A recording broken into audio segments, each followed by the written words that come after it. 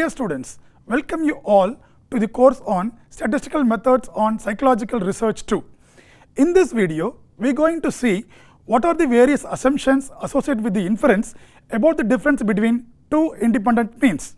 At the end of this video, you can understand the objectives related to understanding the assumption of sampling distribution, identifying the difference between two means under the homogeneity and heterogeneity of a population, stating the properties involved in studying the two means of a population, testing the two means under equal and unequal variance. In this lesson, we are going to learn the assumptions of the sampling distribution of difference between two means under homogeneity of two population. T-test. One can understand the importance of studying the testing of hypothesis in an independent sample t-test, which is used to compare the mean of two separate samples.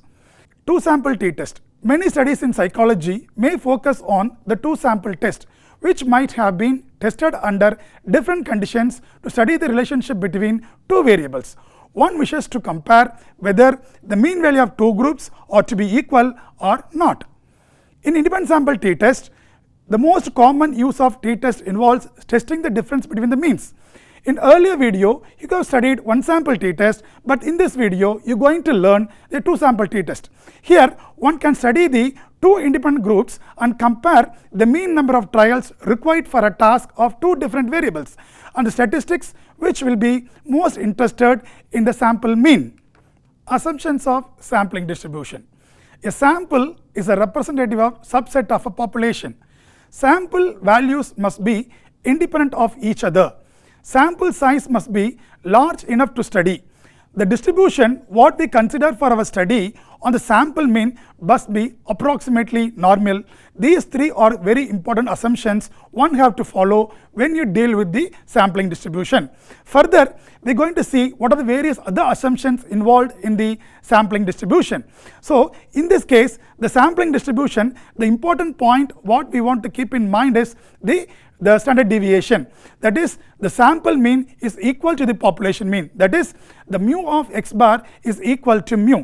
Sample standard deviation is equal to the population standard deviation divided by the square root of the sample size, that is the formula given by sigma x bar equal to sigma by root n. Here sample mean is equal to the population mean and standard error, that is the formula is given by sigma x bar equal to sigma by root n multiplied by square root of capital N minus small n whole divided by capital N minus 1. Further, we are going to see the homogeneity. What is homogeneity? In the test of homogeneity of variance, we have to underline a very important assumption that the t-test for two independent sample has to follow the homogeneity of variance, that is given by sigma 1 square equal to sigma 2 square, that is equal to sigma square. Homogeneity. Homogeneity of variance requires that the variance of the two populations must be equal. The averaging is unreliable if the variance are different. To be more specific, when H0 is true, the homogeneity of variance pooling the variance is distributed as t distribution on n1 plus n2 minus 2 degrees of freedom. The t-test of homogeneity of variance provides a t-statistics as significant value. If the significant value is greater than the probability value, usually we fix at 5%, which is nothing but 0.05, our group variance is treated as equal. If the significant value is lesser than the probability value of 0.05, our group variance is treated as unequal. Here, it violates the assumption of homogeneity. In experimenting with two independent groups, we will likely find whether the two sample means differ or not. The important question is whether this difference is significant enough to support the conclusion that the two samples are drawn from different population. The formula for the two sample independent t-test is given by t equal to x1 bar minus x2 bar divided by s is nothing but the standard deviation multiplied by square root of n1 into n2 divided by n1 plus n2, where x1 bar is the mean of the first sample, x bar 2 is the mean of the second sample, n1 is the number of observation in the first sample, n2 is the number of observation in the second sample. The value of s is calculated by the following formula: s equal to square root of summation over x1 minus x1 bar the whole square plus summation over x2 minus x bar 2 the whole square divided by n1 plus n2 minus 2.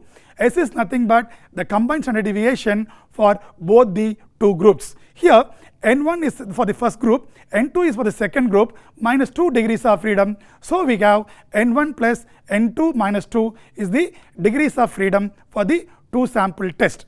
Assumed mean.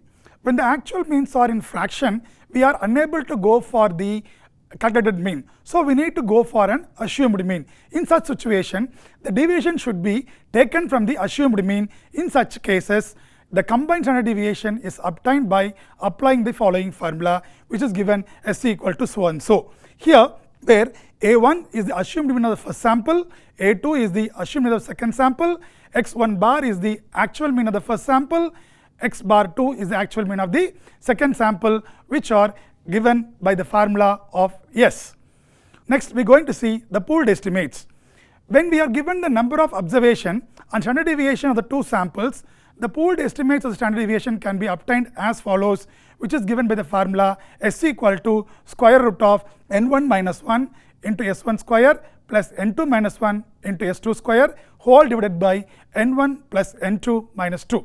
If the calculated value of the t is greater than t 0.05 or t 0.01, then the difference between the sample means is said to be significant at a 5% or 1% level of significance.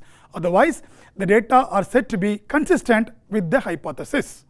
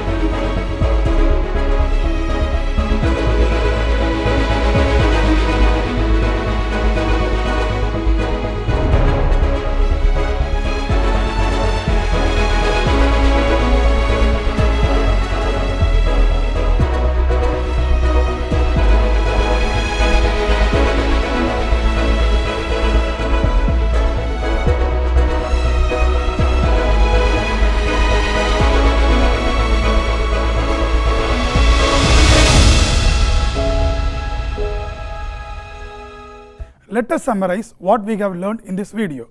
In this video, we have learned about two sample independent t-test with the respective formula and its degrees of freedom at 1% and 5% level of significance. Let us conclude here and we meet in the next video. Thank you.